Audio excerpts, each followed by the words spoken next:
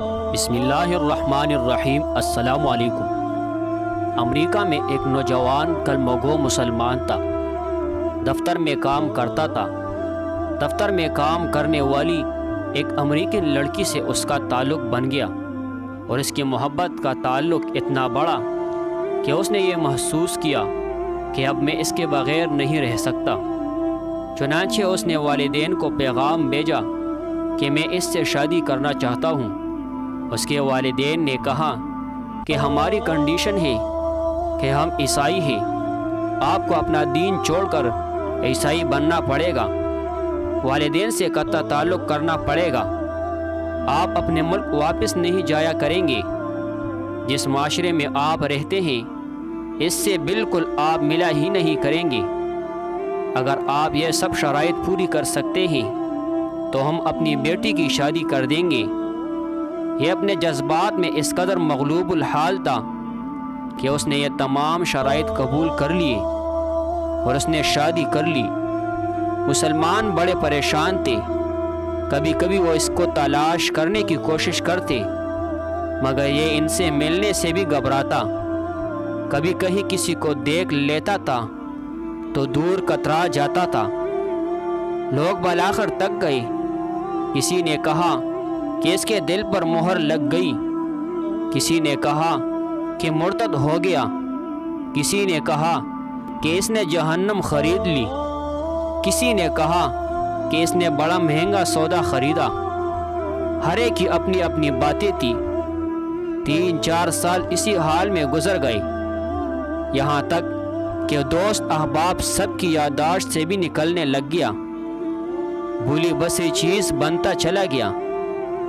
ایک دن امام صاحب نے فجر کی نماز کے لیے جب دروازہ کھولا تو دیکھا کہ نوجوان آیا۔ اس نے وضو کیا اور مسجد میں نماز کی صف میں بیٹھ گیا۔ امام صاحب بڑے حیران ہوئے، ان کے لیے تو یہ چیز بالکل عجیب تھی۔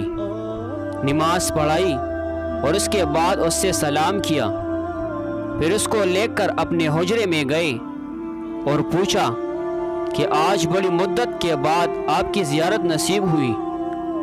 اس وقت اس نے اپنی حالت بتائی کہ میں نے اس لڑکی کی محبت میں اپنا سب کچھ قربان کر دیا، بہت کچھ میں نے اپنا ضائع کر دیا، لیکن جس گھر میں رہتا تھا میرے اس گھر میں اللہ کا قرآن رکھا ہوتا تھا۔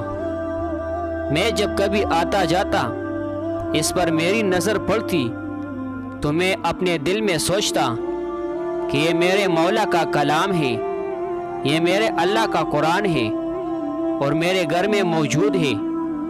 میں اپنے نفس کو ملامت کرتا، اعمال تو میرے برے تھے، لیکن دل مجھے کہا کرتا تھا کہ نہیں، جس کا میں نے کلمہ پڑھا ہے اس سے محبت ضرور کرتا ہوں، اس کی نشانی میں نے اپنے گھر میں رکھی ضرور ہے۔ اس طرح کئی سال گزر گئے۔ ایک دن میں آیا اور حسب معمول میں نے گزرتے ہوئے اس جگہ پر نظر ڈالی، مجھے قرآن نظر نہ آیا۔ میں نے بیوی سے پوچھا کہ یہاں ایک کتاب ہوا کرتی تھی، وہ کہاں ہے؟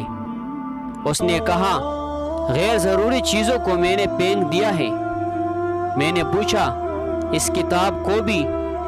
اس نے کہا ہاں۔ میں وہاں سے واپس گیا اور کوڑے سے اس کتاب کو اٹھا کر لے آیا۔ جب لڑکی نے دیکھا کہ یہ بہت زیادہ اس کتاب کا احساس کر رہا ہے تو وہ بھی احساس کرنے لگی کہ آخر وجہ کیا ہے۔ میں نے کہا کہ بس میں اس کتاب کو رکھنا چاہتا ہوں۔ اس لڑکی نے جب دیکھا کہ یہ عربی میں ہے تو اس نے کہا کہ ہاں، کوئی نہ کوئی اس کا تعلق اسلام سے ہے۔ تو اس نے کہا کہ دیکھو تو اس گھر میں یہ کتاب رہے گا، پھر میں رہوں گا، تمہیں اس میں سے کسی ایک کے بارے میں فیصلہ کرنا ہوگا۔ وہ کہنے لگا کہ جب اس لڑکی نے یہ کہا تو میرے لیے یہ زندگی کا عجیب وقت تھا۔